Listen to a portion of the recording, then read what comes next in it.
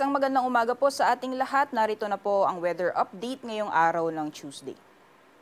So based po sa ating latest na satellite image, kung makikita po natin, meron po tayo namamataan ng mga cloud clusters more on dito sa may southeastern portion ng Mindanao. So itong mga cloud clusters na ito, although wala naman po tayong binabantayan na low pressure area, ay mostly makakaapekto dito sa may southern portion ng Mindanao. Unti-unti po yung kikilos hanggang maapektuhan din po yung ibang bahagi ng Bangsamoro or BARMM. Samantalang easterlies pa rin po ay patuloy nakakaapekto sa malaking bahagi ng ating bansa, kaya asahan din po natin possible po na makakaranas ng mga pag-ulan yung eastern portions ng Bicol region pati na rin ng Kabisayaan.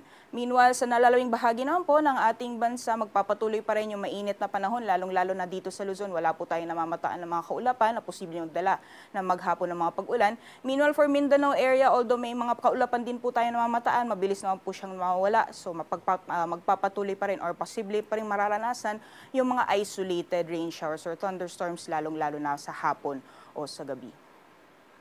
So dapat po tayo sa magiging lagay ng panahon ngayong araw dito sa Luzon. Gaya po ng nasabi natin kanina, posible pong makaapekto yung easterlies at magpapaulan sa ilang bahagi ng Bicol region. Partikular po dyan sa Albay, Sorsogon, pati na rin sa Catanduanes, possible po na makaranas ng mga kalat-kalat mga pugulan.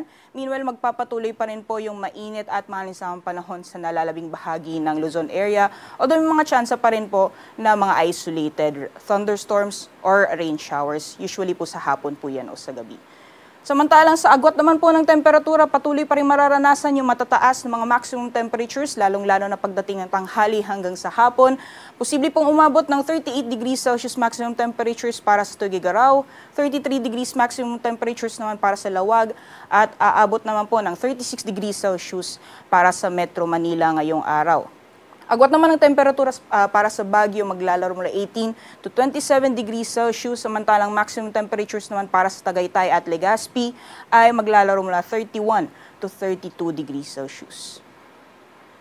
Sa magiging lagay naman po ng panahon ngayong araw sa nalalawing bahagi ng ating bansa, gaya po ng nasabi natin kanina, posible pong makaranas ng mga kalat-kalat mga pag-ulan more on sa southern portions ng Mindanao area. So dyan po sa Basilan, Sulu, Tawi-Tawi, pati na rin sa Soc-Sargen, possible po yung mga kalat-kalat mga pag-ulan. Meanwhile, sa summer provinces din, possible din po yung mga scattered rain showers or thunderstorms, pati na rin sa Davao Oriental, pati na rin Davao Occidental. Meanwhile, for the rest of Palawan, Visayas at Mindanao area, patuloy pa rin po yung mainit na panahon, liban na lamang yung mga tsansa ng mga panandaliang buhos ng ulan. Sa agwat naman po ng temperatura ngayong araw para sa Calayan Islands at Puerto Princesa, maximum temperatures po natin magiging mainit pa rin, aabot ng 35 degrees Celsius. Samantalang sa Iloilo, Cebu, pati na rin sa Tacloban at Cagayan de Oro, aabot ng 32 degrees Celsius maximum temperatures.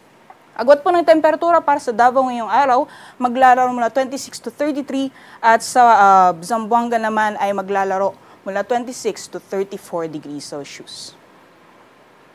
Sa kalagayan po ng ating karagatan, wala pa rin po tayong gale warning sa ngayon, banayad hanggang sa katamtaman ng mga pag-alo ng mararanasan, kaya malaya pa rin po mga kapalaot yung ating mga kababayan na may mga maliit na sakyang pandagat.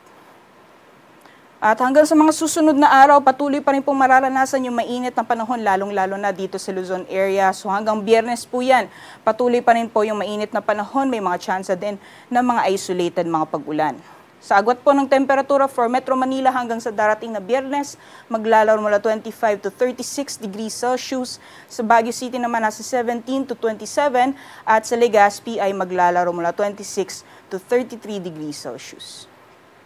Gayon din ang magiging lagay ng panahon sa Visayas. So wala po tayong inaasahan na maghapon ng mga pag-ulan hanggang sa darating na Biyernes. So patuloy pa rin po yung mainit na panahon. Yung mga temperatura naman po maglalaro mula 26 to 33 degrees Celsius for Metro Cebu, Iloilo at Tacloban City. Gayon din sa magiging lagay ng panahon sa mga piling syudad dito sa Mindanao for Metro Davao, Cagayan de Oro at Zamboanga. Hanggang sa darating na Biyernes ay patuloy pa rin po yung mainit at malinsamang panahon, liban na lamang yung mga tsansang isolated na mga pag-ulan. At para naman sa agwat ng temperatura, sa Metro Davao maglalaro mula 25 to 33 degrees Celsius. Gayon din sa Cagayan de Oro at sa Zamboanga naman ay maglalaro mula 24 to 34 degrees Celsius. Kaya asahan pa rin po natin magpapatuloy yung mainit na panahon sa malaking bahagi po ng ating bansa sa mga susunod na araw. Kaya patuloy po yung paalala natin. As much as possible po, iwasan po natin yung mga outdoor activities at magbaon po tayo ng tubig at ng payong. Ngayong umaga, si Haring Araw ay sisikat ng 5:38 a.m. at lulubog mamayang 6:11 p.m. Para sa karagdagang impormasyon, bisitahin lamang po ang aming social media accounts at ang aming website. At yan lamang pong latest mula dito sa Pag-asa Weather Forecasting Center. Ako po si Rhea Torres. Magandang umaga po sa ating lahat. Ingat po tayong lahat.